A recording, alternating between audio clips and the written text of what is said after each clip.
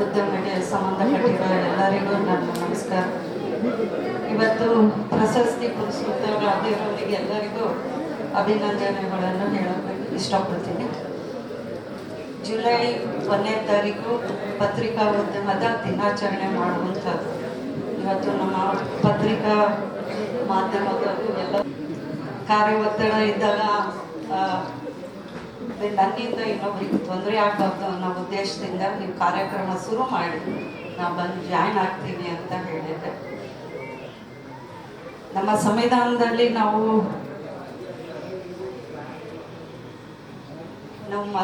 ಮೂರು ಅಂಗಗಳು ಮಾತ್ರ ಹೇಳ್ತೀವಿ, ಆದರೆ ನಾವು 4ನೇ ಅಂಗ ಪತ್ರಿಕಾ ಉದ್ಯಮ ಅಂತ ನಾವು ಹೇಳಕ್ಕೆ ಇಷ್ಟಪಡ್ತೀವಿ. ಕಣ್ಣು ಕಿವಿ ಮತ್ತು ಎಲ್ಲನೂ ನೋಡುವಂಥ ಪತ್ರಿಕೆಗೆ ನಾವು ಹೇಳುವಂಥದ್ದು. ಕಣ್ಣು ಕಿವಿ ಅಂತಂದರೆ ಓಪನ್ ಆಗಿ ಇಟ್ಕೋಬೇಕಂತ. ಇದು ಒಬ್ಬರು ಹೇಳಿರೋ ಮಾತು, ನನ್ನ ಮಾತಲ್ಲ. ಕಣ್ಣು ಯಾಕೆ ಓಪನ್ ಇರಬೇಕಂದ್ರೆ ನೋಡ್ತಾ ಇರಬೇಕು. ಕಿವಿ ಯಾಕೆ ಇರಬೇಕಂದ್ರೆ ಕೇಳ್ತಾ ಇರಬೇಕು. ಅದನ್ನು ಬರೆಯೋದಕ್ಕೆ ಪೆನ್ಸಿಲ್ ಲೇಖನಿ ಮುಖ್ಯ ಅಂತ ಒಬ್ಬ ತಜ್ಞರು ಹೇಳಿದ ಮಾತು ನಾನು ಇವತ್ತು ಹೇಳ್ತೇನೆ. ಇದು ನಮ್ಮಲ್ಲಿ ಹುಟ್ಟಾಗಿದ್ದು ಕರ್ನಾಟಕದಲ್ಲಿ ನಮ್ಮಲ್ಲಿ ಸ್ಟಾರ್ಟ್ ಆಗಿದ್ದು 1843 ಮಂಗಳೂರಲ್ಲಿ ಇದು ಸ್ಟಾರ್ಟ್ ಆಗಿದ್ದು. ಅವತ್ತಿಂದ ಮಂಗಳೂರು ಸಮಾಚಾರ ಅಂತಂದೇಳಿ ಇದು ಪತ್ರಿಕೆ 8 ತಿಂಗಳು ನಡೀತು. ಆಮೇಲೆ ಅದು ಮುಂದುವರ್ಸ್ಕೊಂತ ಬಂದಿರು. ಇದು ಪತ್ರಿಕಾ ಉದ್ಯಮ ನಮಗೆ ಸ್ಟಾರ್ಟ್ ಆಗಿದ್ದು ಕನ್ನಡದವರಿಂದ ಇಲ್ಲ, ಒಬ್ಬ ಪಾಶ್ಚಿಮಾತ್ಯದಿಂದ ಬಂದಿರುವಂಥ ಧರ್ಮಕರ್ತ ಅಂದರೆ ಧರ್ಮ ಪ್ರಚಾರ ಮಾಡುವಂಥ ವ್ಯಕ್ತಿ ಬಂದು ಮಾಡಿರುವಂಥದ್ದು. ಇದು ಕನ್ನಡ ಭಾಷೆ, ತುಳು ಭಾಷೆ, ಕೊಂಕಣಿ ಭಾಷೆಯನ್ನು ಕಲಿತು ಇಲ್ಲಿಯ ನಡೆಯುವಂಥ ವಿದ್ಯಮಾನಗಳನ್ನು ಪತ್ರಿಕಾ ಮುಖಾಂತರವಾಗಿ ತಲುಪಿಸುವಂಥ ಪ್ರಯತ್ನ ಮಾಡಿದರು. ಆ ಪ್ರಯತ್ನ ಇವತ್ತು ನಿಜವಾಗ್ಲೂ ಅವರಿಗೆ ನಾವು ಎಲ್ಲ ಪತ್ರಿಕಾ ಉದ್ಯಮಕ್ಕೆ ಸೇರಿರುವಂಥ ಮಾಧ್ಯಮ ಮಿತ್ರರು ಅವರಿಗೆ ಆಕ್ಸೆಪ್ಟ್ ಮಾಡಬೇಕಾಗುತ್ತೆ. ಯಾಕಂದರೆ ಅವರು ಅವತ್ತು ತರಲಿಲ್ಲಿದ್ರೆ ನಾವು ಯಾರನ್ನು ಪತ್ರಿಕಾ ಕ್ಲಬ್ ಮಾಡ್ಕೊಂತಿರ್ಲಿಲ್ಲ, ಏನೋ ಮಾಡ್ತಾ ಇದ್ರು. ಇವತ್ತು ಸ್ವತಂತ್ರವಾಗಿ ನಮಗೆ ಬರೆಯುವಂಥ ಹಕ್ಕು ಕೊಟ್ಟಿದೆ ಅಂತಂದರೆ ನಮ್ಮ ಸಂವಿಧಾನ ಕೊಟ್ಟಿದೆ.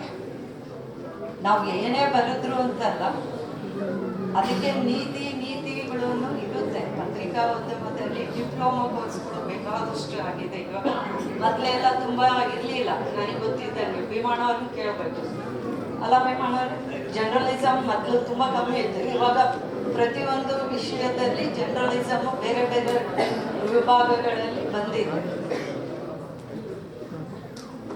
ನನಗೆ ಗೊತ್ತಿರುವಂಥ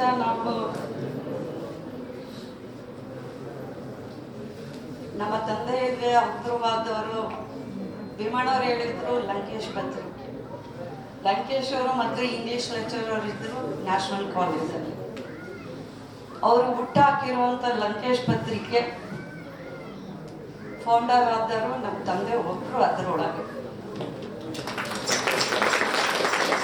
ಅವತ್ತಿನ ಕಾಲದಲ್ಲಿ ನಾನು ಹೈಸ್ಕೂಲೂ ಇರಲಿಲ್ಲ ಅನ್ಸುತ್ತೆ. ಆ ಟೈಮಲ್ಲಿ ಹುಟ್ಟಾಕಿರುವಂಥ ಹೈಸ್ಕೂಲ್ ಟೈಮಲ್ಲಿ ಹುಟ್ಟಾಕಿರುವಂಥ ಈ ಲಂಕೇಶ್ ಪತ್ರಿಕೆ. ಅದಕ್ಕಿಂತ ಮುಂಚೆ ಅವರು ಪ್ರಜಾಮತ ಮತ್ತು ಕನ್ನಡ ಪ್ರಮಾಣ ಆಫೀಸ್ ಬಸವನಗುಡಿಯಲ್ಲಿ ಅದು ಮಾಡಿಕೊಟ್ಟಿದ್ದು. ಅದರಲ್ಲಿ ಒಂದು ಫೌಂಡರ್ ಅಂತ ಹೇಳಿದ್ದ, ಅಂದರೆ ಎಲ್ಲರೂ ಸೇರಿ ಸಮಾನ ಮನಸ್ಸಿಗರು ಸೇರಿ ಮಾಡಿರುವಂಥದ್ದು. ಬಸವನಗುಡಿಯಲ್ಲಿ ನಮ್ಮ ದೊಡ್ಡಮ್ಮರ ಮನೆ ಹಿಂಭಾಗದಲ್ಲಿ ಅದು ಆಫೀಸ್ ಸ್ಟಾರ್ಟ್ ಆಗಿತ್ತು. ಲಂಕೇಶ್ ಅವರು ಲೆಕ್ಚರ್ ಆಗಿದ್ರು, ಪತ್ರಿಕಾ ಉದ್ಯಮ ತೆಗೆದಿದ್ರು ಅವ್ರೇನು ಅಂತ ಇದಿರಲಿಲ್ಲ. ಅವ್ರ ಮಿಸಸ್ ಅಂದರೆ ಅವ್ರ ಹೆಂಡತಿಯವರು ಒಂದು ಸೀರೆ ಅಂಗಡಿಯನ್ನು ಬಸವನಗುಡಿಯಲ್ಲಿ ಗಾಂಧಿ ಬಜಾರಲ್ಲಿ ಓಪನ್ ಮಾಡಿದ್ದು ನನಗೆ ಗೊತ್ತು. ಅವರಿಂದ ನಮ್ಮ ಕನ್ನಡದಲ್ಲಿ ಸಾಣೆ ಹಿಡಿಯೋ ಕೆಲಸ ಅಂತ ಹೇಳ್ತೀವಿ, ರಾಜಕೀಯವಾಗಿ ಸಾಣೆ ಹಿಡಿಯೋ ಕೆಲಸ ರಾಜಕೀಯವಾಗಿ ಅವರು ಮುಖವನ್ನು ತೋರಿಸುವಂಥ, ನಮ್ಮ ಮುಖವನ್ನು ತೋರಿಸೋ ಪ್ರಯತ್ನ ಮಿರರ್ ಅಂತ ಹೇಳ್ತೀವಿ. ಅದನ್ನ ತೋರಿಸೋ ಪ್ರಯತ್ನ ಮಾಡಿದ್ರು. ಅದಕ್ಕಿಂತ ಮುಂಚೆ ನಮ್ಮಲ್ಲಿ ಬೇಕಾದಷ್ಟು ಜನ ಸುಬ್ಬಣ್ಣ ಅವರು ಮಾಡ್ತಾ ಇದ್ರು, ಕುರೇಶಿ ಅವ್ರು ಮಾಡ್ತಾ ಇದ್ರು, ಪಾಟೀಲ್ ಪುಟ್ಟಪ್ಪ ಅವ್ರು ಮಾಡ್ತಾ ಇದ್ರು, ತುಂಬಾ ಜನ ಇದ್ದಾರೆ.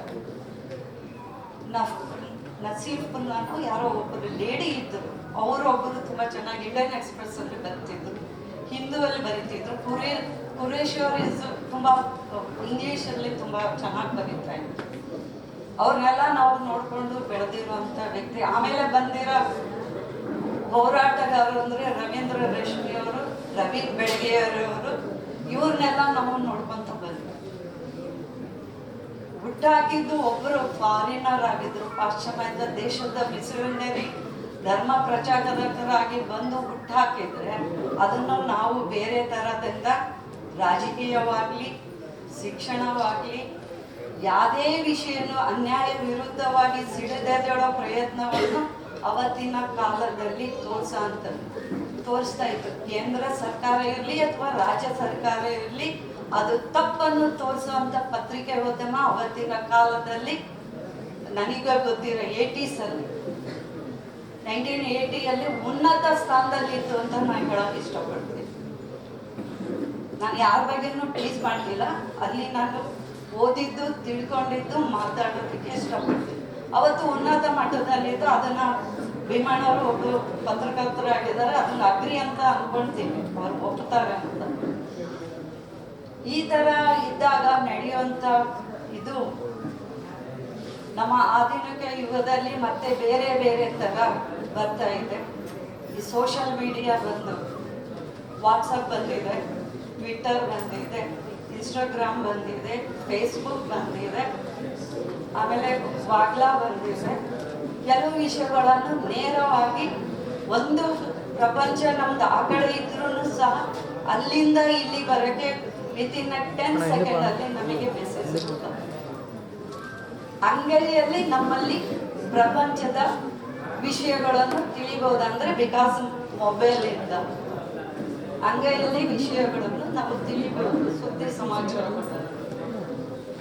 ಇವತ್ತು ಆ ತರ ಬಂದಿರುವಂತ ಪತ್ರಕರ್ತರಲ್ಲಿ ನಮ್ಮ ಅಂಕಣ ಬರಹಗಾರರು ಬಹಳ ಜನ ಇದ್ದಾರೆ. ಅದರಲ್ಲಿ ಎಂ ಪಿ ಪ್ರಕಾಶ್ ಅವರು ಅಂಕಣ ಬರಹಗಾರರಾಗಿದ್ರು. ವಾರದಲ್ಲಿ ಒಂದು ದಿವಸ ಉದಯವಾಣಿ ಮತ್ತೆ ಪ್ರಜಾವಾಣಿ, ಇನ್ನೊಂದೆರಡು ಲಂಕೇಶ್ ಪತ್ರಿಕೆಯಲ್ಲೂ ಬರೀತಿದ್ರು. ಹಾಯ್ ಬೆಂಗಳೂರಲ್ಲಿ ಬರ್ದಿರೋದು ಸ್ವಲ್ಪ ಗೊತ್ತಿದೆ. ಅವರು ಅಂದ್ರೆ ಫುಲ್ ಟೈಮ್ ಅಲ್ಲ, ಪಾರ್ಟ್ ಟೈಮ್ ಹಾಬಿಯಾಗಿ ಬರೀತಾರೆ. ಅವ್ರು ಬರ್ದಿರೋ ಎಲ್ಲ ಪೇಪರ್ಸ್ ನನ್ನ ಹತ್ರ ಇವತ್ತಿಗೂ ನಾನು ಸ್ಟಾಕ್ ಮಾಡಿ ಇಟ್ಟಿದ್ದೀನಿ. ಆ ಪೇಪರಲ್ಲಿ ಅವರು ಕೊನೆಗಳಿಗೆವರೆಗೂ ಉದಯವಾಣಿಗೆ ಅಂಕಣಗಾರರಾಗಿ ಬರೆದು ಕೊಡ್ತಾ ಇದ್ರು. ಹವ್ಯಾಸಿ ಪತ್ರಕರ್ತರು ಅಂತಂದೇಳಿ ಬರ್ಕೊಡ್ತಾ ಇದ್ರು. ಇವತ್ತು ಅಷ್ಟೆಲ್ಲ ನಡೀತಾ ಇದೆ. ಇವತ್ತು ನಮ್ಮ ಎಲ್ಲಾ ಪತ್ರಕರ್ತರ ಕ್ಲಬ್ ಅಂತ ಮಾಡ್ಕೊಂಡಿದ್ದಾರೆ. ಅವರಿಗೆ ವಿಶ್ ಮಾಡಕ್ ಇಷ್ಟಪಡ್ತೀನಿ. ಒಳ್ಳೇದಾಗ್ಲಿ, ಚೆನ್ನಾಗಿ ನಡೆಸ್ಕೊಂಡು ನ್ಯಾಯಯುತವಾಗಿ ನಿಮ್ಮ ಪತ್ರಿಕಾ ಉದ್ಯಮದಲ್ಲಿ ಏನು ನಿಯಮಗಳು ಇದೆ ನಿಮಗೆ ಹೇಳ್ಕೊಡ್ತಾರೋ ಅದ್ರ ತರ ಇರಿ ಅಂತ ಹೇಳ್ತೀನಿ. ಕಣ್ಣು ಮತ್ತು ಬಾಯಿ ಮತ್ತು ಮೂಗು ಎಲ್ಲನೂ ಓಪನ್, ಪಂಚೇಂದ್ರಿಯಗಳು ಓಪನ್ ಮಾಡ್ಕೊಂಡು ಬರೀರಿ. ಯಾರೋ ಮಾತು ಕೇಳಿ ಬರೆಯೋಗಿದ್ರೆ ದಯವಿಟ್ಟು ಬರೆಯಕ್ಕೆ ಹೋಗ್ಬೇಡಿ, ಫ್ಯಾಕ್ಟ್ ಇರೋದು.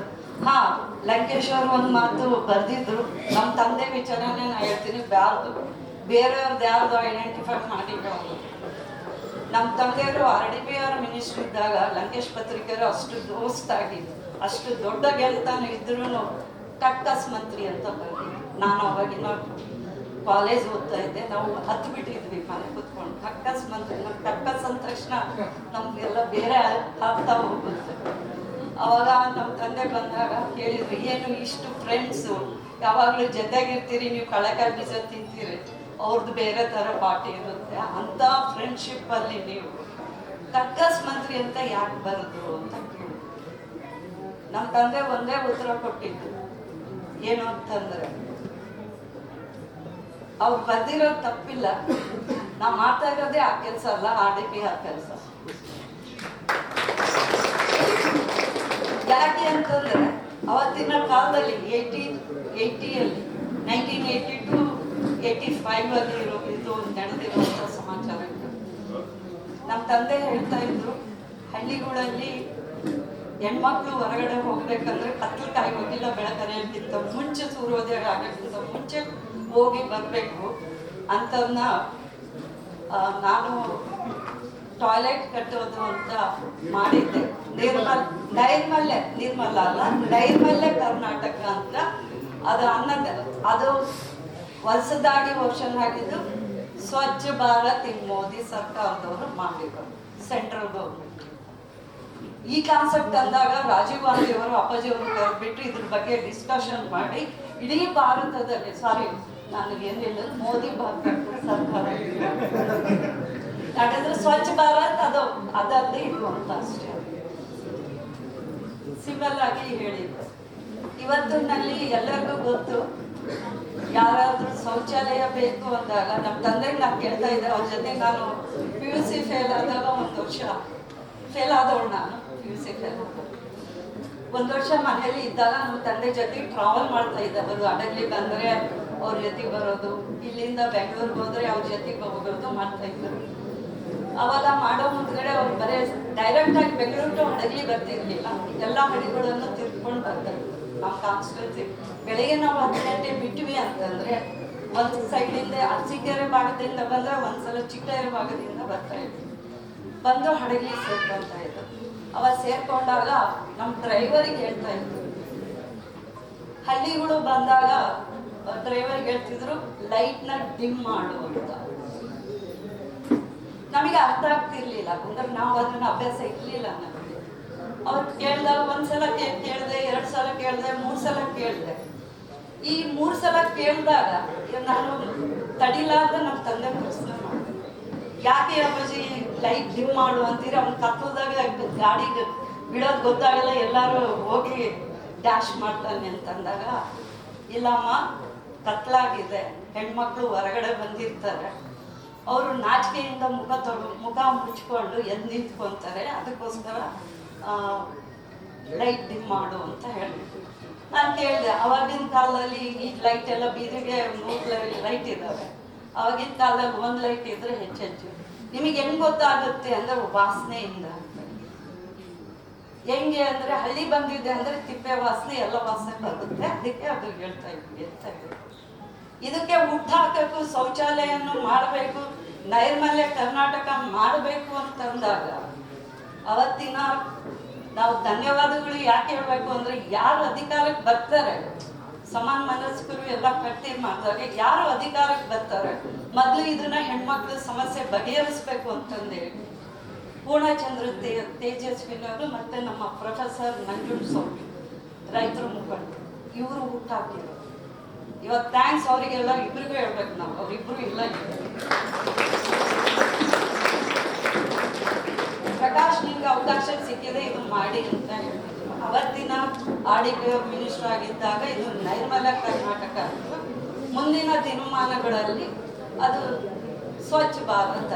ಇದು ಫ್ಯಾಕ್ಟ್. ಇದನ್ನ ಲಂಕೇಶ್ ಅವರು ಬಹಳ ಚೆನ್ನಾಗಿ ಕಕ್ಕಸ್ ಮಂತ್ರಿ ಅಂತ ಬರೆದಿದ್ರು. ಅದು ಅರ್ಥ ಮಾಡ್ಕೊಂಡ್ರೆ ಗೊತ್ತಾಗುತ್ತೆ, ಈಸಿಯಾಗಿ ನೀವು ನಗ್ಬಿಡ್ತೀರಿ, ಅಯ್ಯೋ ಕಕ್ಕಸ್ ಮಂತ್ರಿ ಅಂದ್ರೆ MP ಪ್ರಕಾಶ್. ಬಟ್ ಅದ್ರ ಕಷ್ಟ ಇಷ್ಟು ದೊಡ್ಡ ಸ್ಟೋರಿ. ಅವತ್ತಿಂದು ನೈಜ ಘಟನೆಗಳನ್ನು ನಮ್ಮ ಮುಖಕ್ಕೆ ಕನ್ನಡಿ ತರ ತೋರಿಸ್ತಾ ಇದ್ರು. ಅದನ್ನೇ ನಮ್ಮ ಪತ್ರಿಕಾ ಮಾಧ್ಯಮ ಮಿತ್ರರಿಗೆ ಹೇಳೋದು, ನೈಜ ಘಟನೆಗಳು ಕನ್ನಡಿ ರೂಪದಲ್ಲಿ ತೋರಿಸಿ ಅಂತಂದೆ.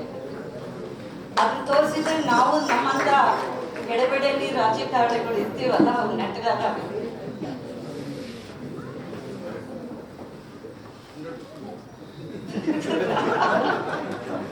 ನಮ್ಮ ಅಪೋಸಿಷನ್ ಲೀಡರ್ ಹೇಳ್ಯಾರಂದ್ರೆ ನಾವು ಒಪ್ಕೋಬೇಕು. ಅದಕ್ಕೋಸ್ಕರ ನಿಮಗೆ 4ನೇ ಅಂಗ ಅಂತ ಹೇಳ್ತಾ ಇದ್ದೀವಿ.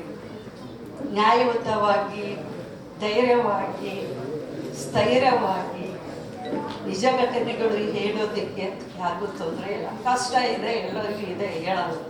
ಬಟ್ ಮೊದಲಿನವ್ರಿಗೆ ಭಾಳ ಕಷ್ಟ ಇತ್ತು, ಅದರಲ್ಲೇ ಜೀವನ ಮಾಡ್ತಿದ್ರು. ಇವತ್ತಿನವರು ಕಷ್ಟ ಇದೆ ಅಂತ ಯಾರು ಹೇಳಲ್ಲ. 1, 2, 3 ಬಿಸ್ನೆಸ್ನಲ್ಲಿ ಇರ್ತಾರೆ, ಎಲ್ಲರೂ ಇದ್ದಾರೆ, ಮಿತ್ರಗಳು ಇದ್ದಾರೆ. ಅದು ನಾನು ಹೇಳೋದೇನು ಬೇಡ, ಹೆಚ್ಚು ಹೇಳೋದು.